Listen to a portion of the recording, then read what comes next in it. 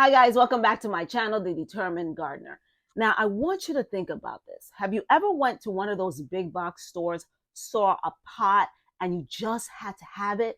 That pot was like, Johnny, Joey, Susie, bring me home, bring me home. You get the pot home, you put that beautiful plant inside that pot, and then a month later, the plant's dead. That's right, the plant's dead. Now, I gotta tell you, it's not your fault. So I went scouting around at one of those big box stores trying to find out the reason why. And I have the tea why some pots ain't created equal. You wanna stick around for this. Now, take a look at this. This is really cute, but it's in a glass vase. This is guaranteed to kill your plant because succulents like dry soil. The vase also has no drainage holes. So imagine bringing this plant home in this cute decorative arrangement for it to die on you in a matter of weeks because of overwatering. And by the way, this succulent costs $7.99. That's money down the drain. And check out this lovely arrangement, also in a glass vase, by the way, with no drainage holes. And this costs a whopping almost 40 bucks, 37.98. All of these succulents will die just because of how the pot is made. Now, this soil is in this pot is cemented inside the pot, which is completely outrageous. How are you supposed to know if the plant needs water if you're not able to feel the soil? This is trash. And they want almost 40 bucks for this? You know what? It seems like they just stuck some soil material inside this box container and called it a plant. And here's another example. Do you see the theme here? Do you see the theme? All of these plants have really attractive outer vases, but it's really a waste of your money if it's just going to die on you. The majority of the plants here cost about $7.99, and I don't know about you, but I can do a lot with $7.99. Maybe spend it on myself instead of a plant or a pot that's going to die. And you thought you had a brown thumb. It may have been just the vase that the plant was in. Now let's see. Another example. Now, don't be fooled by these ceramic pots that come with a saucer attached. They are also designed to kill your plant. What happens is the water drains into the saucer and just stays there, which can lead to the roots becoming very soggy for the plant.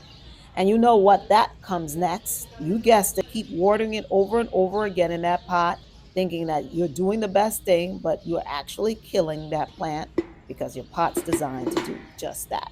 Also, be careful of using outer pots to keep a smaller pot in. That can also lead to excess water and overwatering. Now, I know what you're saying. I know what you're saying. These type of pots, these plastic saucers, are a good way to prevent overwatering. They may not be glamorous, but you can see the water and get rid of the excess water standing underneath the pot. Remember, don't keep the drainage water laying around in the saucer because it will kill your plant. One way to tell if your plant is getting too much water is by its droopy leaves. Also, if the leaves of the plant are discolored, that's another sign that your plant is getting too much water. We now remember, this is a general rule. It doesn't count for all plants on the planet. Now, my secret to buying indoor plants and succulents is looking for a vase that it comes in, not the ones without the drainage holes. You want to stay away from those. I'm talking about these type of black pots. I get it. They're not the prettiest, but it already has several drainage holes already there, and it's there to do the job for you. And I think those are the best pots because they don't hold too much moisture. You can tell if your plant is getting too much water, and the most important thing, it has at least several drainage holes already built in. So guys, do me a favor. When you're home, check out the number of pots you have. Check the bottom.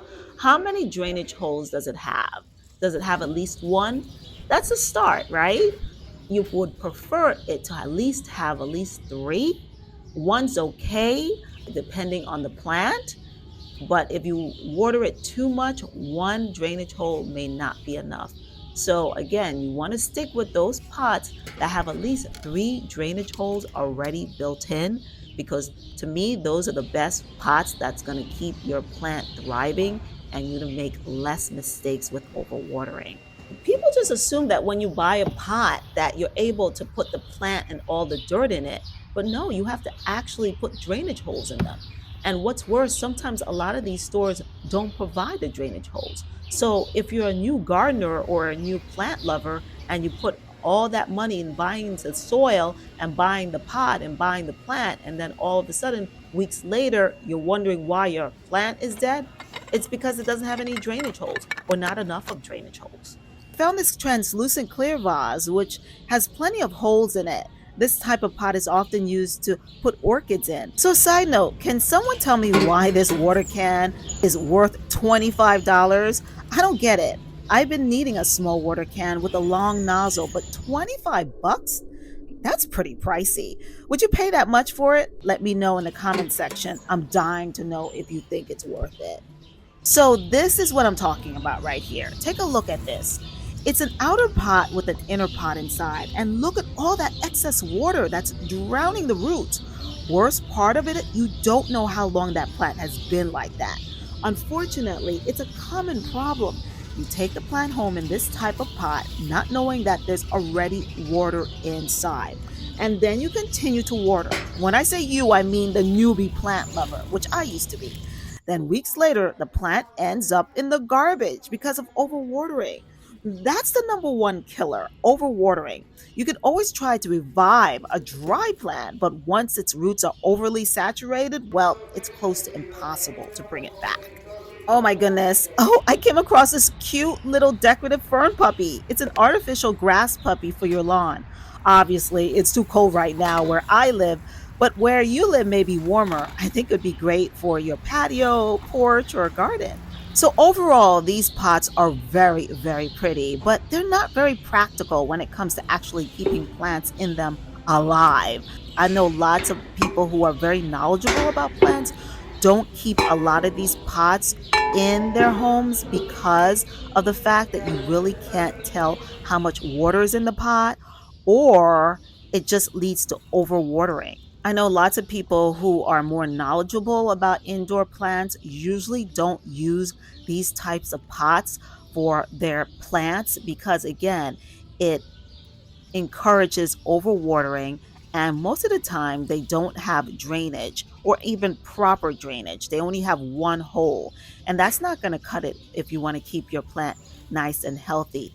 A plant really does need to be drained overall. They don't need to be sitting in soggy soil water, which will lead to them being ending up in the garbage. When I go plant shopping, I try to match a plant with the size of the pots. I place smaller plants in larger pots, and I've noticed I tend to overwater in a larger pot. If the pot is too small, then the soil can dry up faster. If the plant is too big for the pot, all the nutrients can be used up in the soil in a smaller pot. Both conditions, too large of a pot or too small of a pot, can stress out a plant, which can cause its leaves to fall or even lead to something worse. I think plastic pots are more practical, but they can hold more moisture, and they tend to heat up in the summer weather than a clay or terracotta pot, which are more porous, allowing better airflow to the roots. Also, for plants with shallow roots, I try to stay away from deep pots altogether. So, guys, thank you so much for joining me here on my channel, The Determined Gardener, always trying to save you some green. So, the next time you go to one of those big box stores, hope you have me whispering in your ear, check the bottom, check the bottom of the pot, because you don't want to waste your money. Share this video with your family or friends or any new plant lover that you know that needs a little bit of help choosing a pot or plant. I'm there for them. Again, thank you so much for joining me here on my channel. Don't forget to hit that sub button and that like button and share it with your family and friends. I'm going to get some tea because this tea is on fire. And it ain't even Starbucks.